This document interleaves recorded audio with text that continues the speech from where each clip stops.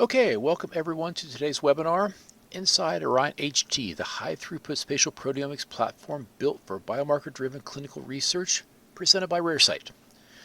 I'd like to introduce you to our speaker today, Dr. Tad George, Senior Vice President, Biology R&D at Raresight. Tad will walk through the Orion HT Spatial Proteomics platform in detail, its single-round high-plex advantage, walkaway automation, and high-throughput workflow. As a quick reminder, we will have a Q&A session after the presentation. Please submit your questions through the Q&A tab. And again, thank you for joining us today. And Tad, over to you. All right, thanks, Rob, and thanks for joining the webinar today. Yeah, I think we're pretty excited here at Raresight. We just recently launched the Orion HT, so I'll talk about that in detail. But kind of to back up a little bit, kind of the impetus behind the Orion Spatial Proteomics platform really was with a relatively recent push into precision therapeutics. So precision therapies are really designed to alter tissue microenvironments, and by recruiting the right cells in the right state, really to improve patient outcomes. And that's placed some pressure on in the clinical research space because you need to measure more biomarkers than historically have been required for traditional therapeutics in order to resolve those tissue microenvironments. But you still need that sample throughput to analyze large sample cohorts for statistical power. And really, prior to Orion, you really had to choose one or the other. If you're talking about plex versus capacity, for example, here, there's lots of great tools in the proteomic space that allow you large numbers of biomarkers to be measured on the same sample using cyclic immunofluorescence or other technologies, which give you tremendous amount of information, but the throughput is limited.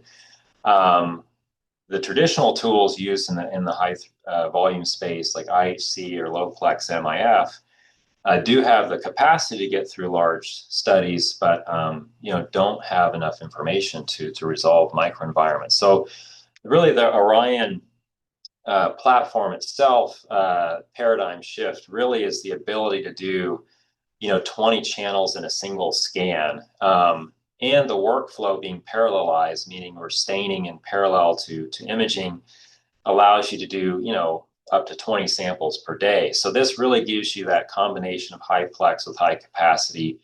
And depending on how it's used, if it's in the clinical trial space, it allows you to do, measure biomarkers of therapeutic response, do predictive and prognostic biomarker work.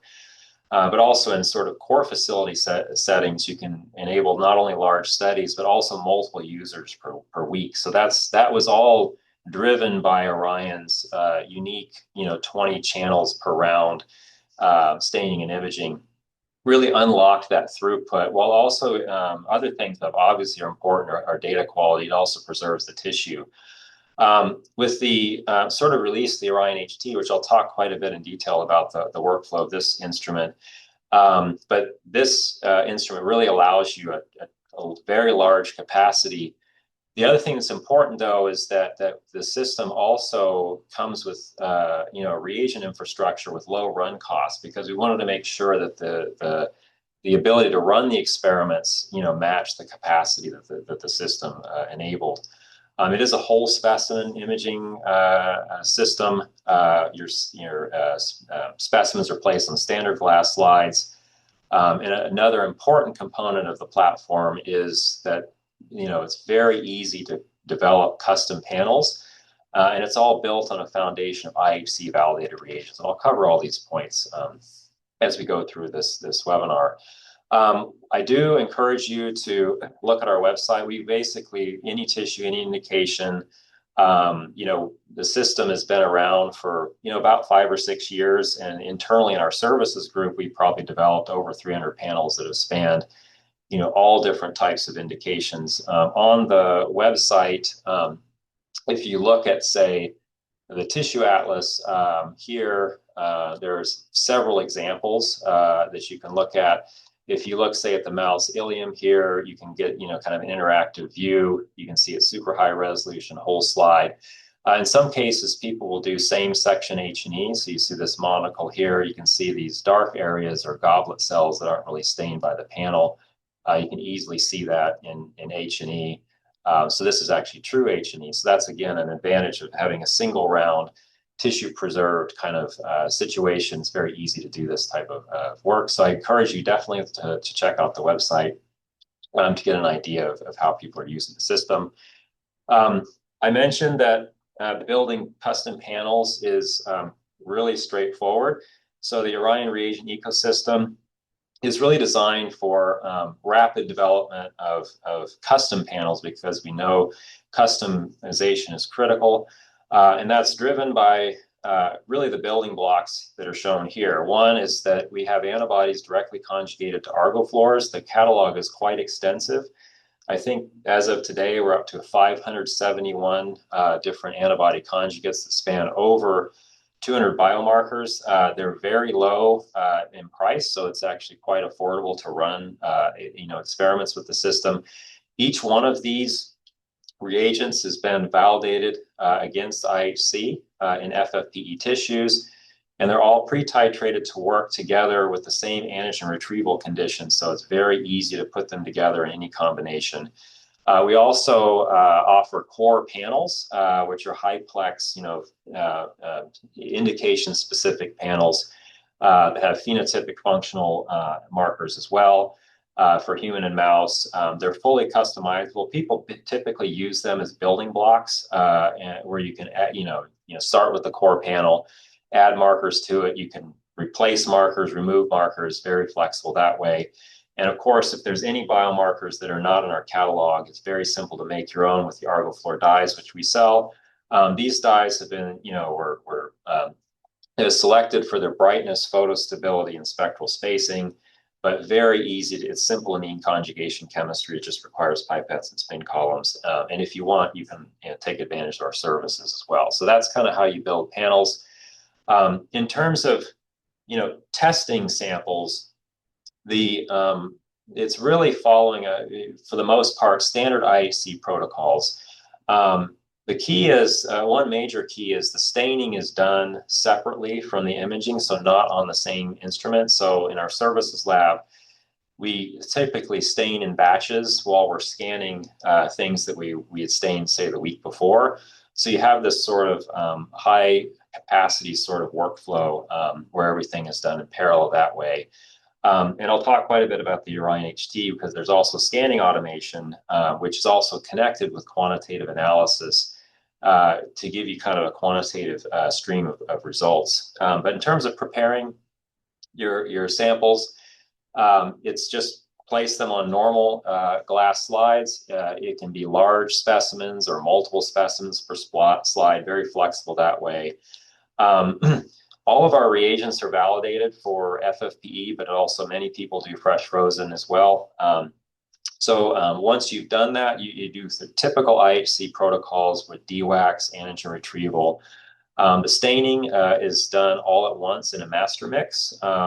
It's compatible with automated stainers, but it's also easy to stain manually. So depending on what your infrastructure has, it's not hard to do manually. In fact, we often do that in our services, but it is compatible with automated stainers as well. As I mentioned, those floors are very photostable, so the stain slides can be imaged right away, or they're stable for at least a year for workflow convenience, so you can scan them whenever you want.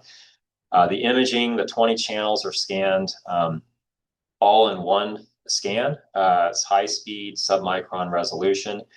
With the Orion HT instrument, it has 30 slide automations, for 24/7 unattended operation. And there's also quantitative analysis data output that comes with the system. So basically, outputs include OME TIFF files, which allow you to analyze data with your own pipelines if you want, but also the system does segmentation, feature calculation, et cetera, and spits out a data table as well. And it also has QC reports for tracking key performance indicators for running services or things like that. You can also, as I mentioned, showed you earlier, you can do same section H&E or additional informed immunofluorescence rounds. You can also cycle with the system. So that's kind of the workflow. So if we talk specifically about the Orion HT, one thing is we have multiple Orion platforms. So the topic of today is the Orion HT instrument. So this particular instrument has essentially a 30-slide capacity for multi-scan planning and execution. One thing about the way the software works is really the 30-slide capacity was intended to get through a long weekend without you having to come in and add slides or remove them. But throughout the week, it allows continuous access to add and remove slides and prioritize scan order. It has barcode-driven workflows to maintain sample chain of custody. And it also has a database that scans and tracks system usage for billing, et cetera, like that. So that's big picture what the Orion HT instrument is like. In terms of essentially planning what's done with each slide on the system, that's done through a system called jobs. So a job is basically a set of actions performed on a set of slides or files defined in the software by a pipeline. And they can include steps such as pre-scanning, which is a low-resolution whole slide imaging to facilitate remote ROI drawing, acquisition of the high-resolution all-channel scan of the slide, processing to extract spectral overlap, and then an analysis pipeline to generate quantitative data table output. There is an interface for you to define those jobs. You can view and edit those jobs. You can view the status of ongoing jobs and complete, view and clone completed jobs. And the system will give you a historical view of all the jobs that have been done on the system. In terms of interacting with the instrument, slides are placed in essentially two slide carriers that you see down here at the lower right.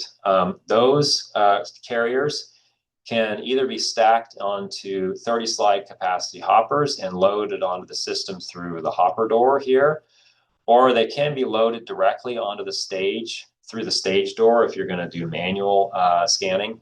So you can do manual or automated loading of the system. Once the doors are closed, the internal barcode readers will take an inventory of what's in the hopper and what's at the stage. If slides are associated with jobs, for those slides already associated with jobs, they're added to the scanning queue. Otherwise, they're just held on the system until they're assigned a job. Slides that are new to the system are added as new records, and they're also held until assigned a new job. And slides without barcodes, are essentially loaded through the stage door and can be, scanned manually that way. The system has three barcodes on the system: an external reader, and then one near the hopper door, one near the stage door for taking inventory of those two areas. And so it's kind of how the barcode system works.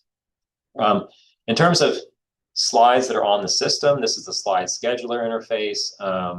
The system provides the physical location of where the slides are, the scan order, what jobs they're assigned to, and what the scan status is, as well as the projected scan time and file size that will be occupied with the scans.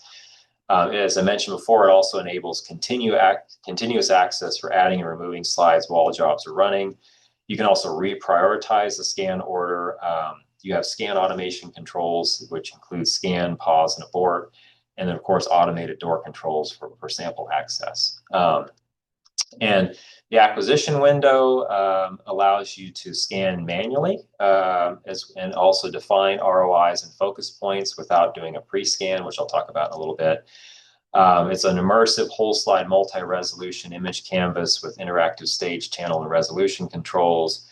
It has, again, the same scan automation controls that were on the slide scheduler interface and door controls for sample access.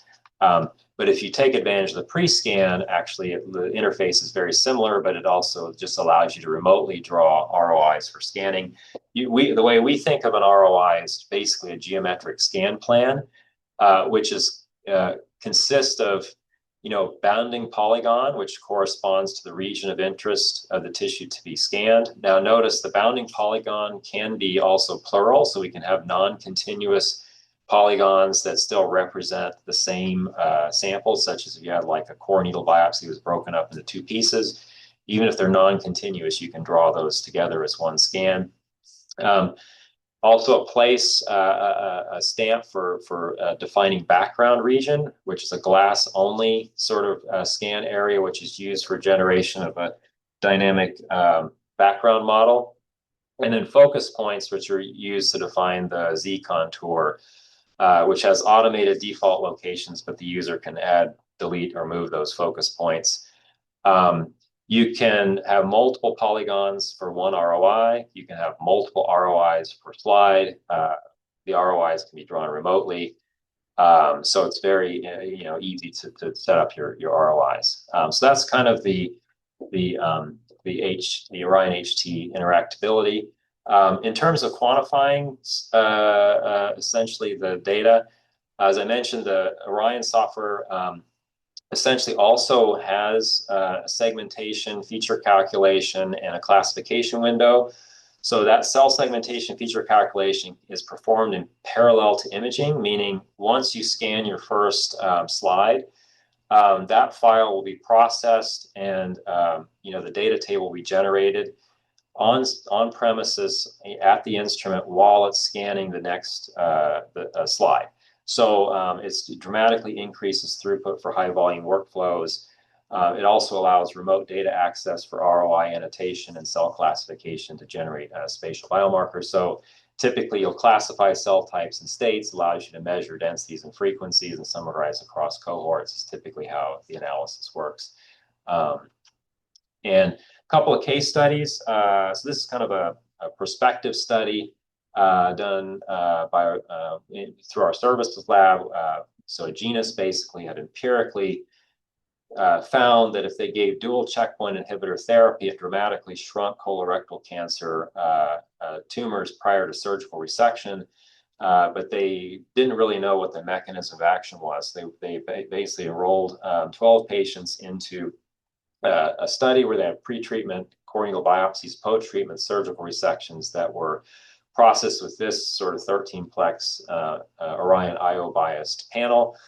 This is one of the surgical resections. You can see normal colonic mucosa. Here's the large, probably 5-6 square centimeters. In this area is normal colonic mucosa. You can see pan-CK in yellow, some T cells in white around the crypts. That's normal. Oh, it's not normal is this swarm of T cells. And if we pan to the right, you can see this is where the active tumor is dividing here, these polyps, and the red is the Ki67, but CD3 is invading the tumor and, certainly associated with the tumor being killed off here. Of course, you can see images, but it's mostly more important to quantify those. So if we look at essentially the pre-treatment biopsy in blue, the post-treatment surgical resection in gold, you can see that in this particular case, the treatment caused recruitment of all the major immune cell types in and around the tumor, which is associated with the resorption of the tumor prior to surgery. With larger studies, this is a retrospective study by one of our customers at Harvard Disorder Lab. They did a 74-patient colorectal cancer study where they already had patient outcome data, and they used the 17-plex across that clinical cohort to essentially bioinformatically assess, several hundred different potential 4 to 5 biomarker spatial biomarkers to see which one gave sort of the best hazard ratio, and found quite a few candidates that outperformed the current global standard for CLIO prognostic tests in colorectal cancer progression. So this is, of course, tying that high resolution scanning with sufficient plex across a large number of samples to draw statistically robust conclusions. So basically, Orion, we view this as an ecosystem for spatial biomarkers at scale. Of course, comes with the Orion instrument, and that's that sort of paradigm shifting, 20-channel single round workflow for high volume programs, but also enabling, multi-user environments. We've supported instruments in biopharma and CROs, but also academic core facilities, et cetera. And in all cases, there's really that need for multiple programs, multiple users, multiple panels, and in some cases high volume, which the system accommodates quite nicely. With the Orion HT, the high capacity automation really allows that sort of larger capacity for environments. really, don't forget the extensive reagent infrastructure for developing, independently reliable panels. We have an extensive menu of antibodies and kits. And it's a platform that, even though I gave you some examples of clinical research, it's really that single platform can span the sort of discovery, translational, and clinical research continuum, all with the same reagents and instrumentation. So with that, thanks for your attention, and please ask any questions that you have. Okay, great. Thank you, Tad. It looks like we did have a few questions come through. The first one, is it difficult to create custom biomarkers? Can you go into that a little bit more? Well, yeah, so that's an excellent question. So as I mentioned, typically when you're developing panels, a long time ago, before we had anything in the catalog, everyone was using the system, every reagent was custom. But now we have a very extensive catalog. So I think we're over 550 biomarkers. Reagents in the catalog. It spans over 200 biomarkers. But it's pretty common that with custom panels, there's usually a few biomarkers that we don't sell in our catalog. So in that case, creating custom biomarkers, really, the answer is no, it's not difficult. The main thing is to validate the clone in IHC first. So, before you're using the Orion system, establish a control block that expresses the biomarker reliably. You find the clone that accurately represents the biomarker you're interested in, and just verify that clone and control tissue work by IHC. Once you have an IHC validated clone, the creation of the custom biomarker is quite simple. You do need to label that antibody with an ArgoFluor. We sell the kits. It's very simple. It's random amine conjugation chemistry. As I mentioned before, it just requires knowledge of how to use a pipette and spin columns and follow a protocol. And you basically just in an adjacent section demonstrate that the stain pattern is similar in IF on the Orion that it is the IHC pattern in IHC. I would say internally, our success rate is well over 98%. So every once in a while, there's an antibody that doesn't like to be labeled with an amine conjugation chemistry, but it's super rare. In those cases, we just find a different clone. So that's kind of the process. Good question, though. Okay, great. Another question, how long would it take to run 30 slides? Yeah, good question. So that probably is coming from the fact that we have this 30-slide autoloader. So it really varies on two things. One is how large the scan area is for the specimen, and how many channels that you're going to be scanning. So let's just assume that you're going to scan all 20 channels. It takes a little over an hour, about 75 minutes per square centimeter to scan a specimen in all 20 channels.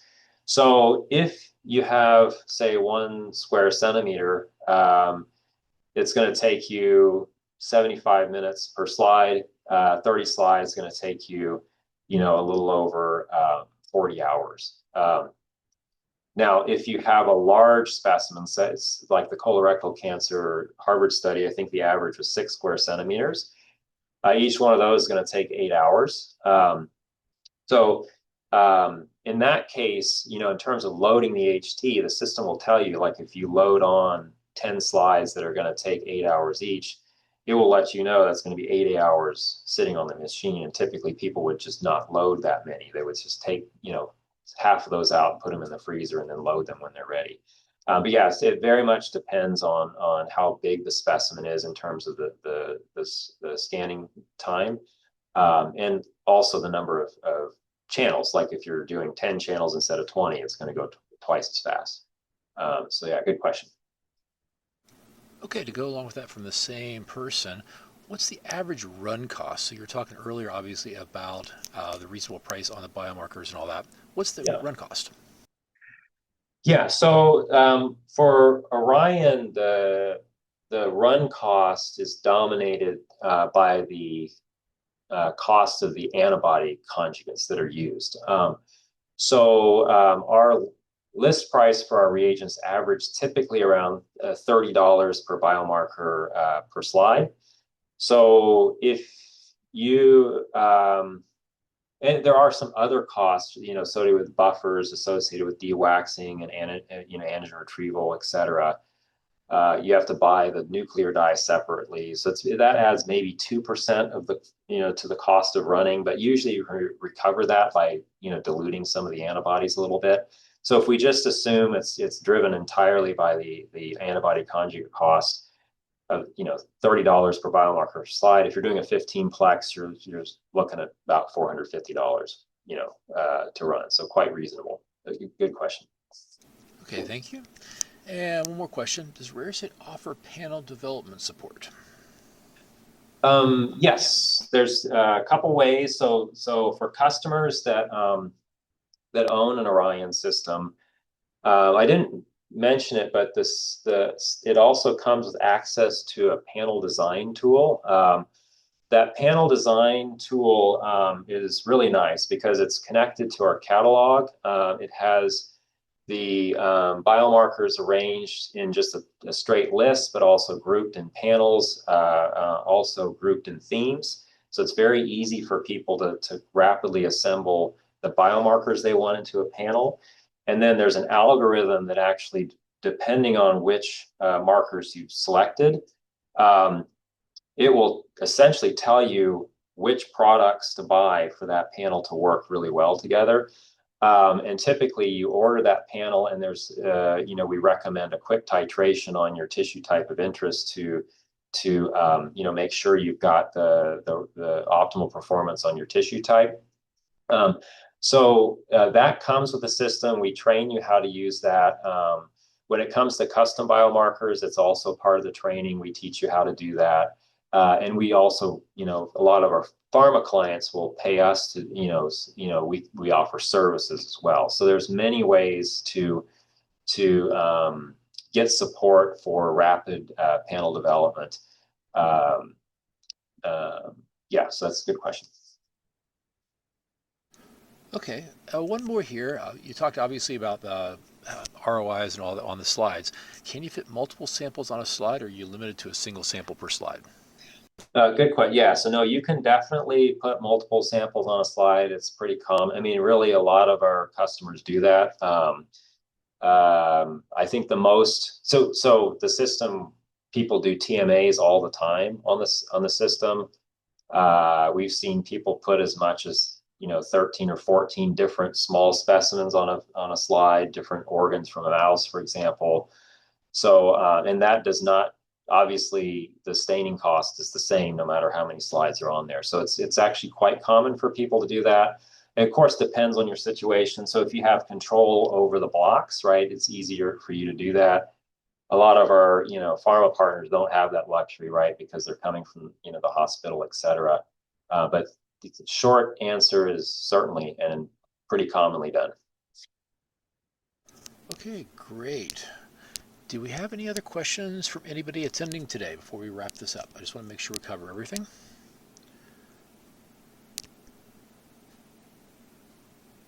Okay, Tab, well, thank you very much. It looks like that's all the questions we had today. Certainly, anybody, if you have any questions, you can contact us at info@raricyte.com, or please visit our website, and we obviously will follow up with you to let you know when the recording is available in case you would like to watch it again or share it with your colleagues. Thank you, everybody. Have a great day.